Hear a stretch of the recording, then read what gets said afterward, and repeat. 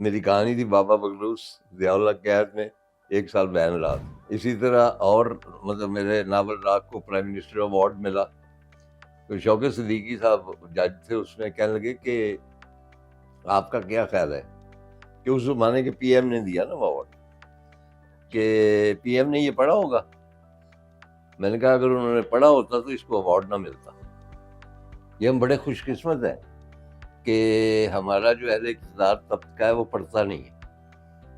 لیکن اس میں ایک چیز ویجد میں آپ کو بتاؤں, at that time Zia Ullah کے زمانے میں, جو بھی ڈکٹیٹرشپ کے زمانے میں, I don't have to go into detail, ہم کوئی لکھتے تھے نا اس قسم کی, تو ہمارے ساتھ لوگوں کی ہمدردیاں ہوتی تھیں میسج کی, اور وہ سمجھتے تھے کہ ہاں اس نے اس ملک کے لیے جو بہتری ہے اس نے آواز اٹھائی.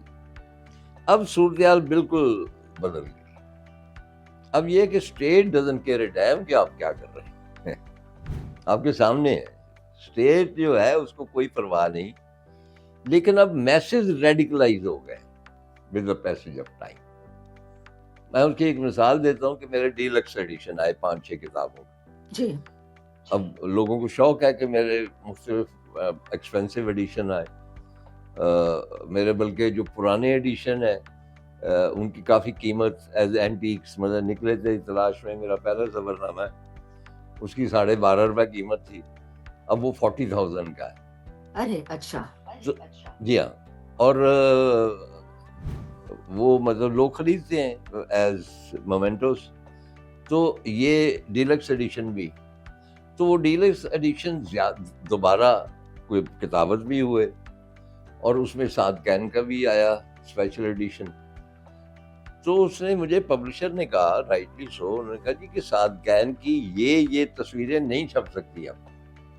میں نے کہا یہ اب تک چھپتی آ رہی ہیں فار لاسٹ 20 years, اور یہ جو خانہ بدوش میں آپ نے یہ لکھا ہے یہ نہیں چھپ سکتا. میں نے کہا یہ 40 سال پہلے. کہنے لگے جی وہ زمانے گئے. وٹ ڈز دیٹ مین؟ کہ وہ جو ریڈیکلائزیشن آف سوسائٹی ہے وہ ایکسٹریم کو پہنچ گئی. اسٹیٹ کو کوئی پرواہ نہیں, اب ذرا سی کوئی آپ نے ادھر ادھر ہوئے اور میسز آپ کے پیچھے پڑ گئے.